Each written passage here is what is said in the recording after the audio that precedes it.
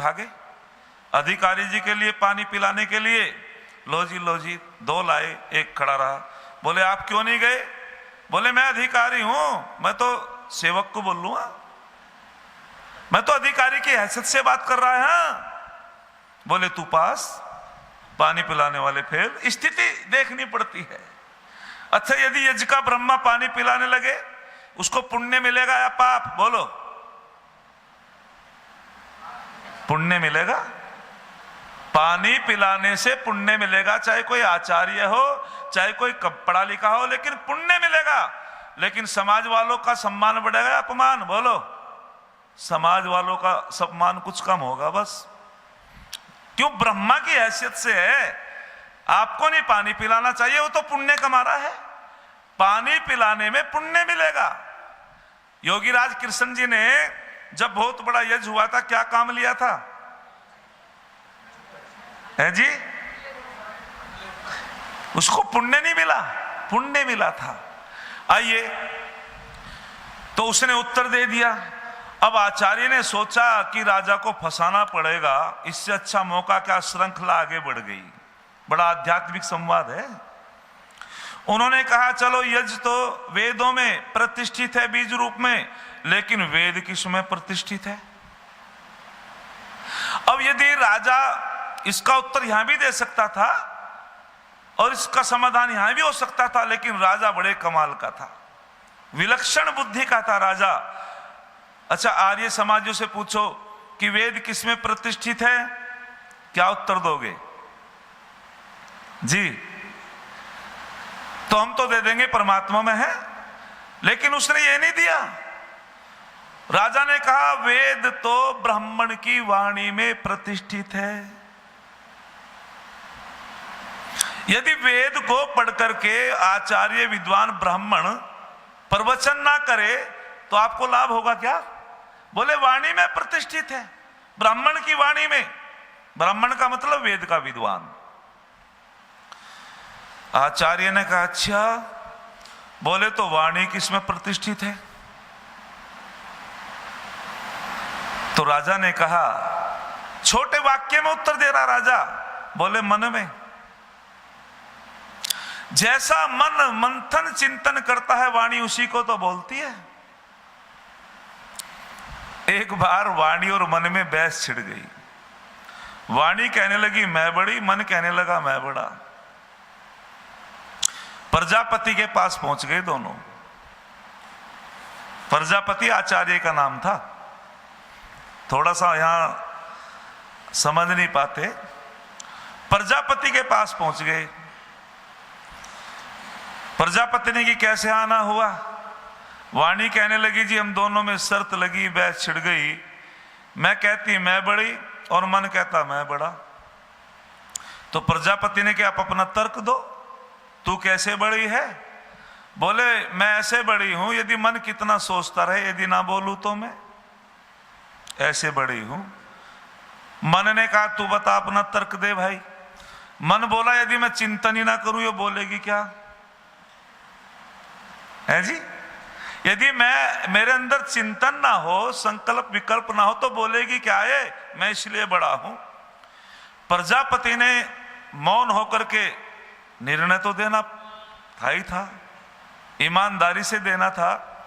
तो प्रजापति ने चिंतन किया कि हाँ बिल्कुल मन ठीक कहता है, समाधि में बुद्धि का व्यापार नहीं चलता। एक होता है मिलाने वाला, एक होता है जिससे मिलना। कौन है मिलाने वाला? किससे मिलना और किसको मिलना? जी माता जी, कौन है मिलाने वाला? दाता। और मिलना किससे? अज्ञाता से ही। अब मिलने वाला कौन? अज्ञाता ही। सुनो पहले ध्यान से बात सुनो मेरी। मिलाने वाला मन, मन ही बंधन का कारण है और मन ही बोलो मोक्ष का कारण है। मिलाने वाला कौन हुआ? मन। और मिलने वाला कौन है? जीवात्मा। मिलना किससे है? परम पिता परमात्मा से। तो उन्होंने, प्रजापति ने न्याय कर दिया कि मन ही बड़ा है। वाणी रुष्ट हो गई। आपने पक्ष लिया है और इतनी रुष्ट हो गई कि जहां प्रजापति का नाम होगा वहां मैं बोलूं नहीं। मनने की कोई बात नहीं, मौन आहुति से काम चल जाएगा, है जी। कि जहां प्रजापति का नाम आएगा मैं बोलूं नहीं, तो मन ही मन में आहुति दी जाती है, ओम प्रजापते। हम बोली तो दें सुहा, अन्य ये मौन ही आहुति है ना। बाद में प्रजापते लेना है, मन ही मन में आहुति देने का, मौन आहुति लिखी ऋषि ने। तो फिर उसने प्रश्न दोहरा दिया कि वाणी तो मन में प्रतिष्ठित है, जो जो विचार मन में आते हैं वाणी उसको बोलती है। कहते हैं कि एक बार आचार्य वीरेंद्र शास्त्री जी सुना रहे थे, गुरुकुल गौतम नगर में वे पढ़ते थे। उन्हीं के साथ में दो बालक बंगाल के पढ़ते थे, बृहस्पति और श्वेपन कुमार। जब वे छुट्टी से, अवकाश से घर से लौट करके गुरुकुल में आए, उन्होंने कहा कि हम एक जादू सीख करके आए। बंगाल का जादू बड़ा नामी रहा। उन ब्रह्मचारियों में बड़ी इच्छा हुई, लालसा हुई हम भी सीखें, बहुत अच्छी बात है। और बंगाल के जादू की चर्चाएं सुन रखी थी लोगों ने कि वे तो आदमी की मक्खी बना देते हैं। अब उन्होंने कहा बहुत अच्छा भाई, हमको भी सिखाओ। सारे गुरुकुल के ब्रह्मचारी बैठ गए। श्वेपन कुमार ने कहा कि हम तुम्हें दो विकल्प देंगे और उसमें से जो तुम सोचोगे मन में वो हम बता देंगे। बोले बड़े कमाल की बात है। बोले एक लोटा एक थाली, और हम पूछेंगे आपसे क्या सोच लिया, और हम वही बताएंगे जो आपने सोचा। ब्रह्मचारियों ने कही बड़े कमाल की बात है भाई, फिर तो जादू है, मन की बात जानने वाले है। तो श्वेपन कुमार ने पूछा, हाँ भाई दो विकल्प दे दिए, थाली और लोटा। तो ब्रह्मचारी से पूछा, हाँ भाई क्या सोचा? बोले सोच लिया। बोले लोटा सोच लिया। बोले बिल्कुल ठीक यार, लोटा ही सोचा था मन में। फिर दूसरी बार पूछा, बोलो भाई क्या सोचा? बोले सोच ली। बोले थाली सोच ली। वह बड़े कमाल की बात है। लेकिन जब वे इसी प्रकार से करते रहे, सबका उत्तर देते रहे, सारे ब्रह्मचारी आश्चर्य में पड़ गए। श्वेपन कुमार कहने लगा, अरे कोई जादू नहीं है, ये तो मनोविज्ञान है। बोले कैसे? कि मन जो चिंतन करता है वाणी जल्दी से उसी को तो बोलती है। जब तुम कहते हो सोच लिया, हम समझ जाते पुल्लिंग सोच लिया, लोटा सोच लिया। और जब तुम कहते हो सोच ली, हम समझ जाते कि थाली सोच ली। अर्थात मन जैसा मंथन करता है वाणी उसी को बोल दो जरा बोलती है। अर्थात मन के अंदर जैसे विचार आते हैं उसी प्रकार से वाणी बोलती है। उसने कहा तो फंसाना पड़ेगा इस राजा को कि मन किसमें प्रतिष्ठित है। फिर राजा ने छोटे से वाक्य में उत्तर दे दिया और कह दिया कि मन तो अन्न में प्रतिष्ठित है। और हमारे बुजुर्ग फिलोसफर नहीं थे, लेकिन हमारे बड़े बड़े बुजुर्ग अब भी कहते हैं कि जैसा खाए अन्न वैसा हो जाता है मन। उसने कि अन्न में है। जब हम अन्न ग्रहण करते हैं उसका सूक्ष्म भाग मन बनता है। इसलिए आहार हमारा शुद्ध होना चाहिए। जैसा हम आहार लेते हैं उसी से हमारे विचार बनते हैं। जैसा आहार करेंगे वैसा व्यवहार होगा, जैसा व्यवहार होगा वैसे हमारे संस्कार होंगे, जैसा संस्कार होगा वैसा संसार होगा। आहार एक आधार है। आहार से व्यक्ति के विचार बनते हैं। तो उसने कहा बहुत अच्छा।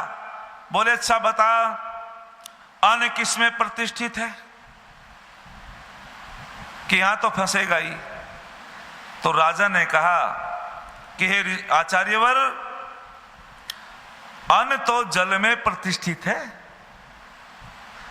योगेश्वर कृष्ण जी भी कहते हैं, प्रजापति कहते हैं यज्ञ को, और वे समझाते हैं यज्ञ तो प्रजापति है।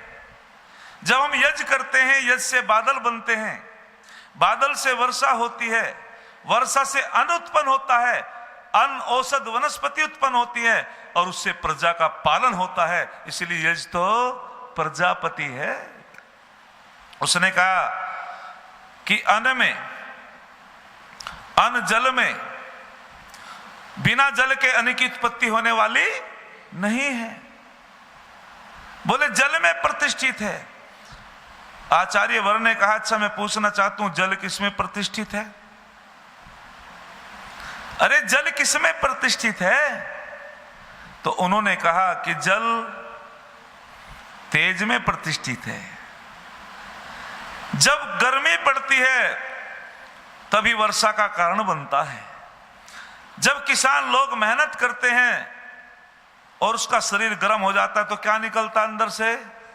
पसीना। वो पानी का ही तो रूप है। तो उन्होंने कहा कि तेज में प्रतिष्ठित है। बोले अच्छा तेज अग्नि किसमें प्रतिष्ठित है? तो उन्होंने की आकाश में। आकाश में प्रतिष्ठित है तेज। फिर उन्होंने श्रृंखला आगे बढ़ाई कि आकाश किसमें है? तो राजा ने कहा ओम खम ब्रह्म। अच्छा हम क्या कहते हैं कि परमात्मा किसकी तरह है? आकाश की तरह है। अच्छा जिसका हम विशेषता बता रहे हैं, परमात्मा को तो अनुपम कहा, उसकी किससे तुलना नहीं हो सकती। परमात्मा अनुपम है। और हमने अच्छा मैं कहने लगूं या आप मुझे कहने लगे कि आचार्य कुंवरपाल शास्त्री की तरह आचार्य कुंवरपाल शास्त्री के गुरुजी डॉक्टर भारतेंदु पांडे है, कैसा लगेगा? बोलो कैसा लगेगा जी? है जी? गलत, गलत लगेगा। हाँ क्यों लगेगा? या आप कहने लगो आचार्य कुंवरपाल शास्त्री की तरह इसके गुरुजी आचार्य धर्मदेव शास्त्री हैं। बिल्कुल उल्टा, विपरीत। क्योंकि मैं अपने गुरुजी की चरणों की धूल भी नहीं हूं। मेरे गुरुजी तो बहुत विद्वान है, समुद्र है मेरे गुरुजी, मैं तो एक बूंदवत हूं। हाँ आप ऐसे तो कह सकते हो कि शास्त्री जी अपने गुरुजी की तरह कुछ कुछ बोलता है, बस इतना कह सकते हो। और हम क्या कह रहे हैं? परम पिता परमात्मा आकाश की तरह व्यापक है। संदीप जी यही तो कह रहे थे।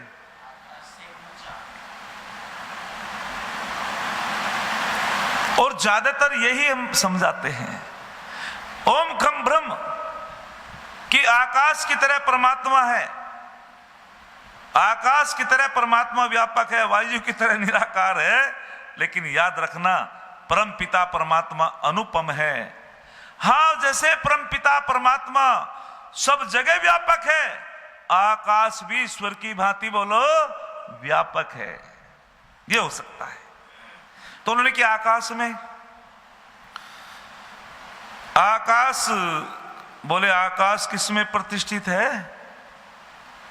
तो फिर राजा कहते हैं कि ब्रह्म में।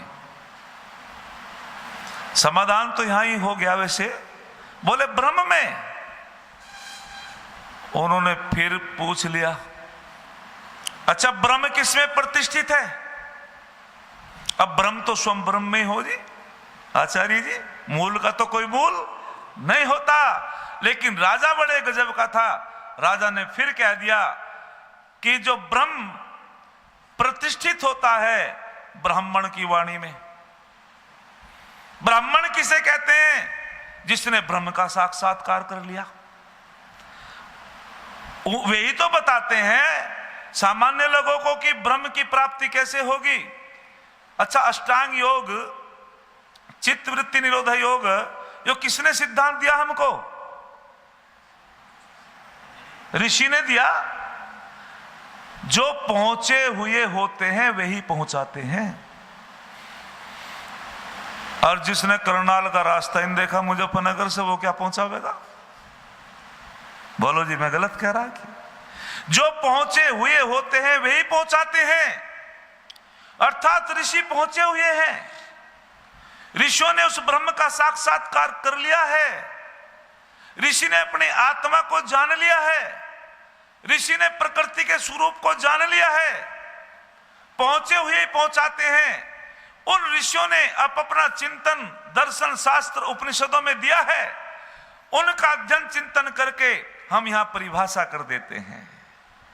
तो उन्होंने क्या कहा कि ब्रह्म तो ब्राह्मण की वाणी में प्रतिष्ठित है। वो वाणी के माध्यम से बताते हैं परमात्मा का स्वरूप क्या है, आत्मा का स्वरूप क्या है, प्रकृति का स्वरूप क्या है, परमात्मा साकार है निराकार है। कौन बताता है बोलो? ऋषि। और फिर उसने पूछ लिया, अच्छा यूं बताओ कि ब्राह्मण की वाणी किसमें प्रतिष्ठित है? बोले यज्ञों में, वर्तों में। जो वर्ती होता है, अच्छा वर्त क्या है? 5 महावर्त, 10 महावर्त, 10। बोले ब्राह्मण की वाणी यज्ञों में प्रतिष्ठित है, अर्थात जो जो संसार के अंदर शुभ कर्म करता है उसी की वाणी एक प्रकार से एक व्रत धारण करने वाली होती है। जिसने व्रत धारण कर लिया है वो याजिक है, जो याजिक है वही वर्ती है। तो ब्राह्मण की वाणी जो होती है वो व्रतों में प्रतिष्ठित होती है। संकल्प पाठ कराते हैं नहीं, जब व्रत धारण कराते हैं, देखो कितना कमाल का ज्ञान वेदों में है। और वहां जब संकल्प दिलाते हैं और वहां व्रत धारण कराते हैं कि मैं आज से व्रत धारण करता हूं कि मैं कभी झूठ नहीं बोलूंगा, मैं साधना करूंगा। और जिस ब्राह्मण की साधना जो ब्रह्म का साक्षात्कार कर लेता है उसकी वाणी वर्ती हो जाती है, उसका एक एक वाक्य ब्रह्म वाक्य होता है, वो कभी झूठ बोलता ही नहीं है। कहां से यात्रा शुरू की थी? यज्ञ से। अच्छा, एक व्यक्ति अपने घर से सुबह निकलता है और शाम के टाइम यदि घर लौट जाए ठीक ठाक, यात्रा अच्छी मानी जाती है। शुरुआत कहां से हुई थी? यज्ञ से। अर्थात ब्राह्मण की वाणी वर्तों में प्रतिष्ठित है। बोले वर्त किसमें प्रतिष्ठित है? बोले यज्ञों में। अर्थात जो याजिक होता है वही वर्ती होता है, जो वर्ती होता है वही याजिक होता है। और 10 महावर्त बता दिए, फिर मौका मिलेगा आपकी सेवा करेंगे। 10 महावर्त बता दिए गए, 5 यम 5 नियम, ये 10 महावर्त होते हैं। जो इन महावर्तों का ठीक ठीक पालन कर लेता है वो याजिक होता है, वही ब्राह्मण होता है, वही एक प्रकार से विद्वान होता है, वही परमात्मा का साक्षात्कार कर सकता है। परमात्मा का एक ही रास्ता है, केवल योग, अन्य रास्ते नहीं है परमात्मा को प्राप्त करने के। तो मैंने आपके सामने ये थोड़ा सा संवाद रखा और इससे हमको शिक्षा लेनी चाहिए कि निश्चित रूपेण अपने परिवारों में जब भी यज्ञ करें व्रतों के माध्यम से करें। जो बिना व्रतों के माध्यम से यज्ञ करता है वो कभी भी उसका यज्ञ उसको सुख देने वाला नहीं होता है। श्रद्धा से यज्ञ करे, बिना श्रद्धा के किया हुआ कर्म हमको ठीक परिणाम नहीं मिलेगा, हमको आनंद नहीं मिलेगा, हमको सुख नहीं मिलेगा। यज्ञ कोई छोटा कर्म नहीं होता है। तो पहले क्या शर्त बता दी गई कि वही याजिक होता है, वही वर्ती होता है जो यम नियमों का पालन करता है। आज से यदि हमने ये संकल्प ले लिया, प्रतिज्ञा धारण कर ली कि हम जो है सत्य बोलेंगे और हम जो है कभी भी झूठ नहीं बोलेंगे, ब्रह्मचर्य का पालन करेंगे, चोरी नहीं करेंगे, अपरिग्रह नंबर 2 से नहीं कमाएंगे, आवश्यकता से अधिक इकट्ठा नहीं करेंगे। अर्थात जब तक हम यम नियमों का पालन नहीं करेंगे तब तक जो है हमारा एक प्रकार से व्रत पूर्ण होने वाला नहीं है। हम उस परम पिता परमात्मा को साक्षात्कार नहीं कर सकते। और नियम में भी ये बता दिया गया, शौच संतोष तप स्वाध्याय ईश्वर प्रणिधान। अर्थात हमें प्रातः काल उठ करके पहले सोच से निवृत्त होना पड़ेगा। सोच का अर्थ होता है, क्या अर्थ होता है सोच का? केवल मल त्याग ना, जो अंदर से भी पवित्र होता हो, बाहर से भी पवित्र होता हो, अंतःकरण भी पवित्र होता हो, उसके विचार भी पवित्र होते हो, ऐसा व्यक्ति वर्ती होता है। और कह दिया सोच संतोष, जो भी परमपिता परमात्मा ने हमको दिया है उसमें संतुष्ट रहो, दूसरे की धन की इच्छा मत रखो, दूसरे की धन की लालसा मत रखो। हे प्रभु, जो आपने हमको दिया है हम उसमें संतुष्ट हैं। परमादी बन करके तो बैठो मत, पुरुषार्थ तो करना पड़ेगा, ईमानदारी से मेहनत करते रहना। तप और जो द्वंद्वम सहनम तप है, जो भी सुख दुख आ जाए उसमें कभी विचलित नहीं होना है, सम रहना है। और स्वाध्याय, अपने जीवन में स्वाध्याय को करते रहना, वेदों का अध्ययन भी करते रहना और स्वयं अपनी आत्मा का चिंतन भी करते रहना।